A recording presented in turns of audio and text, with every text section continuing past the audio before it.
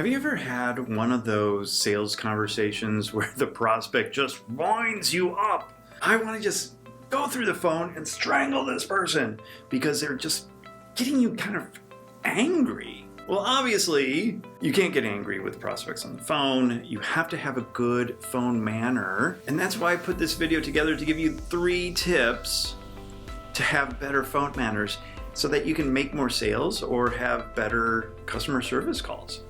And if you have one of those employees or you've talked to a salesperson that wasn't quite nice to you on the phone or just downright rude, forward this video to them. I bet they'll thank you for it. It's Tom Jackobs here, and this channel is for the solo practitioner, solopreneur who wants to improve their sales, and that's through better presentations that lead to performances for more profits in your business. So let's dig into what I'm going to reveal to you today. This simple framework, the 3 tips to having better phone conversations and better phone manners on the phone. And definitely this is for anybody. I've been guilty myself of kind of going off on the phone and not being that nice, quite frankly. It happens to the best of us. But it doesn't have to happen all the time, and there's actually a very simple process to make sure that it doesn't happen. And this 3-step framework that I'm going to take you through is exactly what I take my private clients through as I'm coaching them through the sales process. And it has a great effect in terms of converting sales by keeping the salesperson calm, collected, and very polite on the phone, despite if you're talking to somebody that's very angry. Now, I recently had a coaching call with one of my clients, and she was having a sales save call. That's where somebody's calling in and wants a refund or is just not happy about the purchase that they made.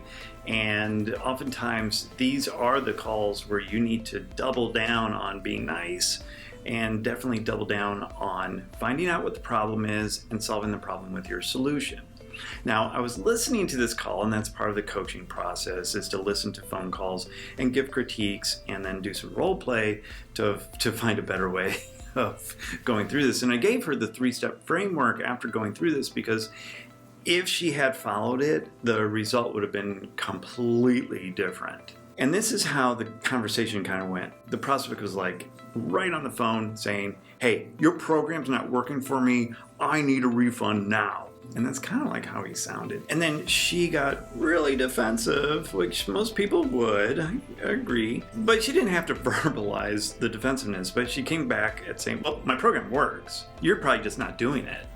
And it was kind of like that tone of voice as well. Which then the prospect got even more angry and said, "I'm following everything you're telling me and it's not working at all. I want a refund right now, or I'm going to give you bad reviews online." If that doesn't wind you up, it would definitely wind me up quite a bit. However, at those times, it's more important to be very calm and collected. And unfortunately, she was not very calm after it and just kind of laid into the guy a little bit more and ended up having to give him a refund so that he wouldn't give bad reviews. After that call, we went through the 3-step framework that I'm going to reveal to you right now. The very first thing that you have to do is listen actively. Actively listening to the person and understanding not just what they're saying, but what they're also not saying. Now, obviously, in this scenario, he was upset because he wasn't getting results. So what does that mean, that he's not getting results? Had she been really actively listening, she would have heard more about, I'm frustrated right now because nothing's happening. And it was a health and wellness program. And he just wasn't losing the weight. And he was voicing that frustration to her. And she was kind of getting the brunt of it, of course, because the one thing that you can blame is outside. Most people do that. They don't blame themselves. They don't look inside to see what the problem is. They want to blame something external to them. Had she been really listening to that, she could have come back a lot more calm and gone to the second step, which is always agree with the person. And I'm not saying agree that your program doesn't work. Agree with them and just verbally say, "I hear you. I understand what you're saying." instead of coming back and saying, no, you're just not doing the program, but rather, no, I hear what you're saying, that you're not getting the results that you want. And that's really what he was saying, is I'm not getting the results that I wanted. And he was blaming the program and the process. But had she responded back with, no, I understand. I mean, I've had other people that have said that they're not getting the results either. So let's go through blah, blah, blah. And then they could have had a better conversation after that. Had she not just gone back full force against him, because then it's just going back and forth, and you don't have to be right all the time.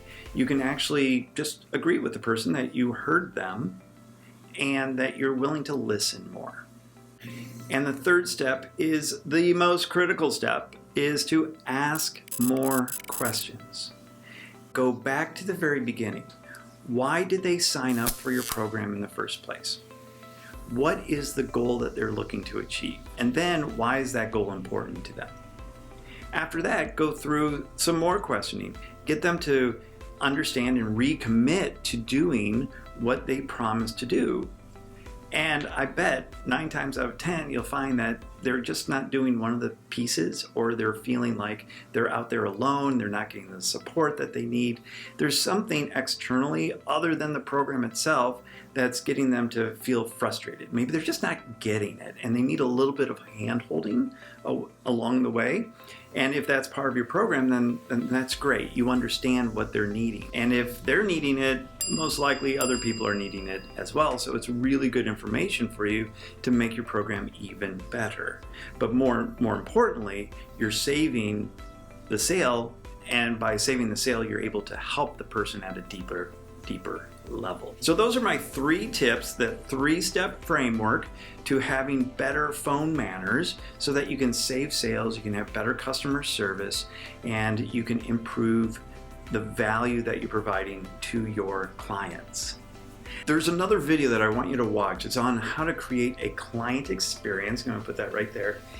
And I put that together next because it's going to feed right into having good conversations with people and making sure that your client feels really awesome. So check out that video, and until next time, you have a great day.